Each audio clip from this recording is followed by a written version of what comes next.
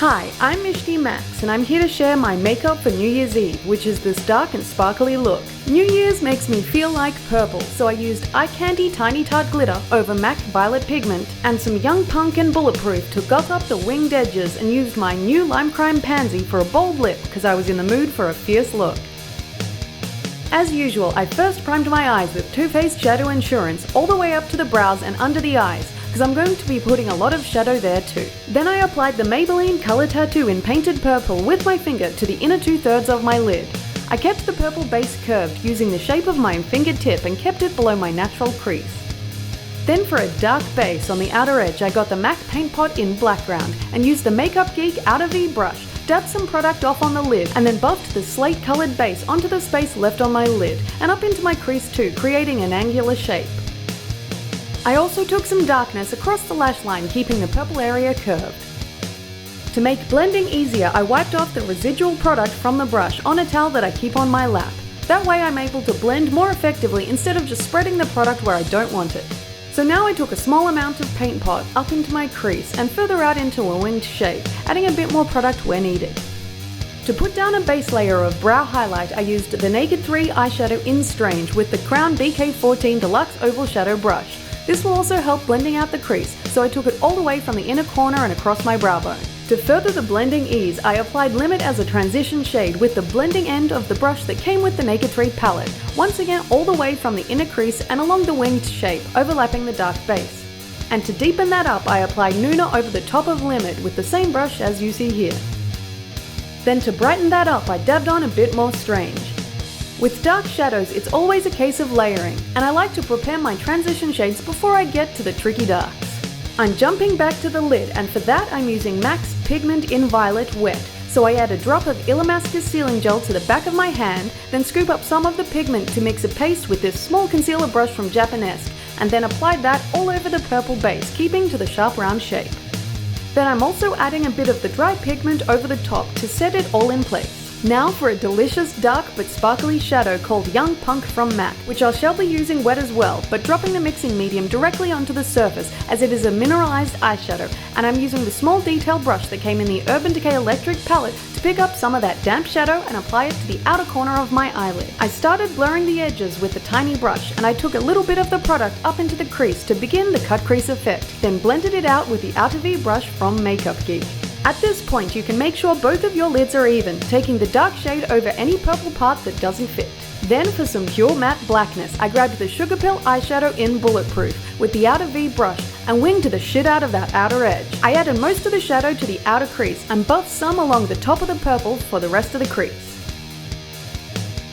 Now we really get into the blending and give a lot of structure to the cut crease. I'm going back between the Naked 3 brush with Limit or Nuna on it and the Outer V brush with Bulletproof, and also some Strange on the BK14 brush to make sure the top line of the crease is really well blended and the lower side is sharp.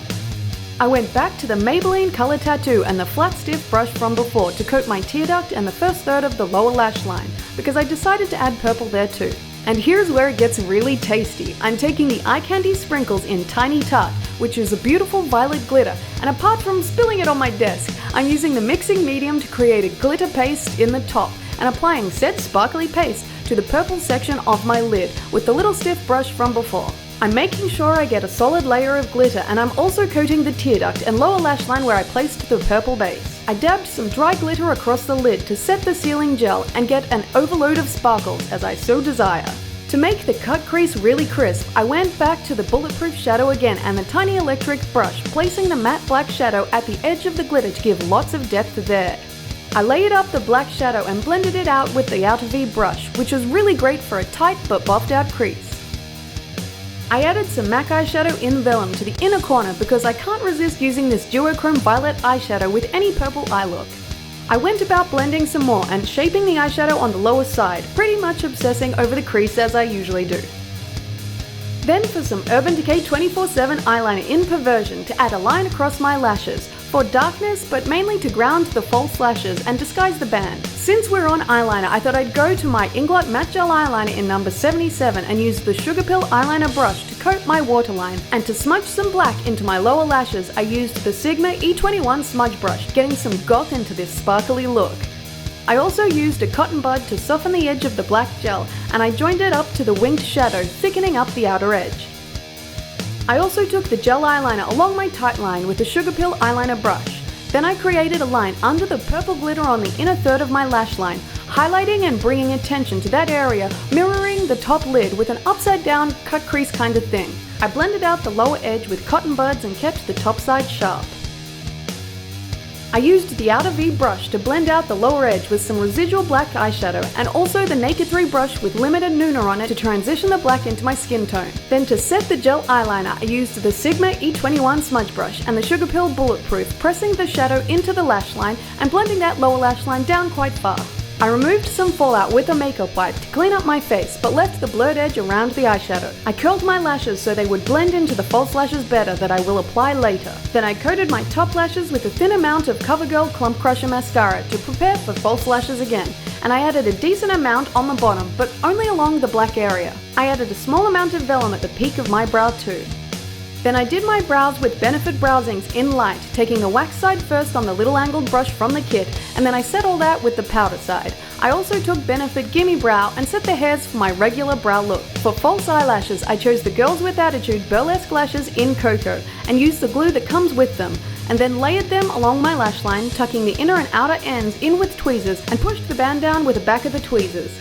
I cleaned off the rest of the fallout and jammed to Cypress Hill, namely the song Hand on the Pump. Then I used the black liquid liner to disguise the shiny glue and the band of the lashes. I sprayed a healthy amount of MAC Fix Plus over my face to hydrate my skin and sheer down the foundation since it's so hot today. I went with Kaiser Soze for my face, namely Benefit Professional to prime my face, Bourjois Healthy Mix Foundation in 51 Light Vanilla buffed in with a Sedona Lace 928 synthetic flat top brush. MAC Pro Longwear Concealer in NC15 blended in with a Sedona Lace 224 synthetic small tapered brush plus my foundation brush. And to set all that, the Hourglass Ambient Lighting Powder in Ethereal Light with the Real Techniques setting brush for the hard to reach places and the Sigma F40 large angled brush for the rest of my face. I used the tip of the setting brush to blend the lower edge of the eyeshadow, overlapping it, and to get a good fade, I went in with the Naked 3 brush and the outer V brush too. To highlight my cheekbones, I used Inglot AMC Pressed Powder in 59 and the MAC 116 brush because I wanted a cool toned highlight, not my usual warm gold. For blush, I used the sleek Candy Collection Sweet Cheeks palette, this center shade which is the powder blush in Dolly Mix, which I applied with the Napoleon Purtis 20B reflective contour brush. I used a makeup wipe to clean any foundation or powder off my lips. Then to get a lip that lasts through many drinks, I primed with MAC Prep and Prime Lip Base. Then I lined and filled in my lips with NYX Slim Lip Liner in Purple Rain, taking the time to throw my set in the air and wave it around like I just don't care. Come on! And I enjoyed a little off-camera visit and a little dance along to the music too.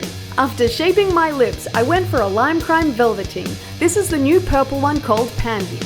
I wiped off the excess from the applicator and went about applying that on my lips. I used yet another Velveteen this time because they last so well and I know I can trust them on a night out. I removed the excess between my lips with a cotton bud and added a second layer of liquid lipstick to make the colour more opaque. I grabbed the NYX Purple Rain lip liner again to redefine the outer edge of my lips and add a little bit more contrast and precision there. I decided I wanted more of a pinky cool tone to my blush, so I grabbed some MAC Mineralized Blush in Gentle over the top of the Dolly Mix. To set my face up for the night, I used Urban Decay All Nighter Setting Spray and headbanged into the mist as usual. I let that dry and then took out my hair from its pineapple ponytail thing I've got going on there, and I flipped my hair about for some extra body while enjoying the last of my music and then popped out my drays. And lastly, I went back to my brow kit and used some of the wax side on the angled brush and applied it to my beauty spot. And that's the end of the story for my dramatic New Year's face that pretty much says go big or get fucked, because that's the way I like it. I really enjoyed my New Year's, having much of my favourite Tanqueray 10 gin, some champagne, and local fireworks literally in the house like next door. It was really cool.